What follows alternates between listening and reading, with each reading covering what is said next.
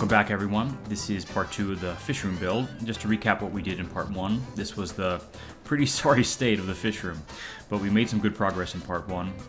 We smooth coated the ceiling, we put up plastic paneling on the walls just for moisture protection, installed an exhaust fan, we sealed the concrete slab, opened up the wall for the tank, and put in our vinyl plank flooring.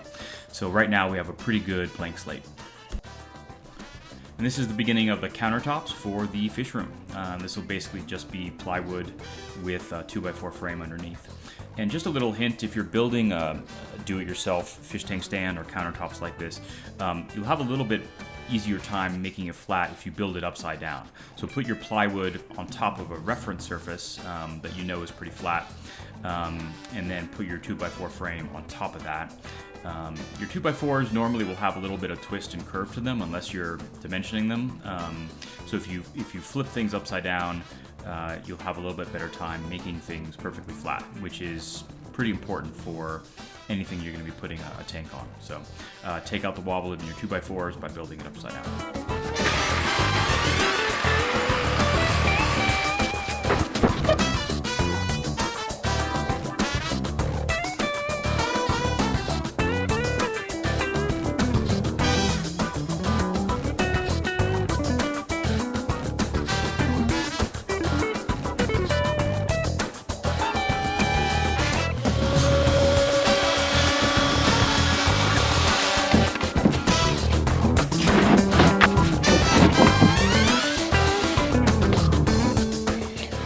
So this is a technique you will see me using quite a bit during this build. It's basically a poor man's CNC. Basically you just make a frame out of anything really. This I just used MDF and put it together with pocket screws, the hole of the exact dimension that you want. I'll be using the same technique on the top of the sumps and a lot of other things.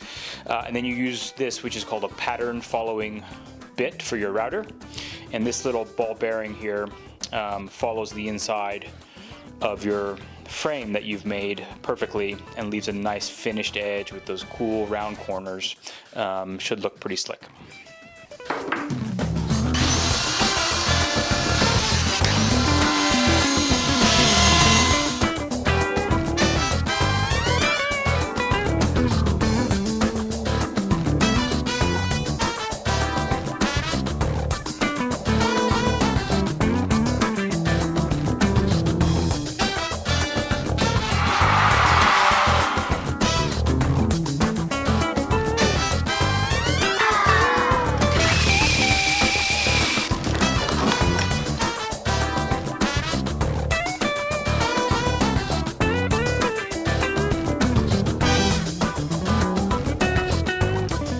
This is the same treatment as the frag tank's shelves, so poly wall and then this PVC edging.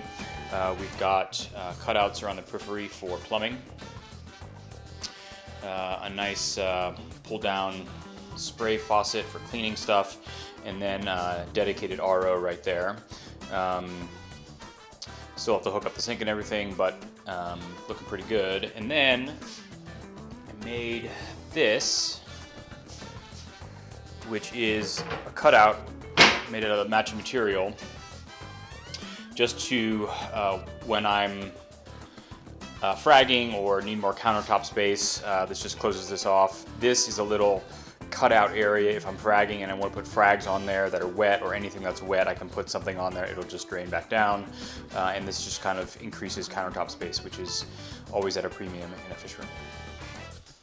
And you might notice that I don't have a center brace over here, and that's because the fuge is going to be right here, about 70 inches, and I didn't want any obstruction. So to accomplish that, this is a double 2x4, so a pretty strong beam there, and it's tied into this vertical stud as well as another vertical support.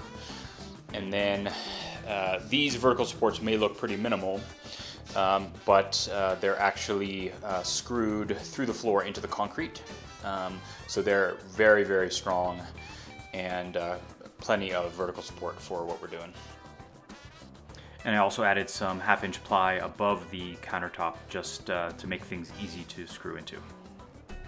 So that's it for this installment. Happy reefing, everyone, and subscribe to keep updated on the next installment.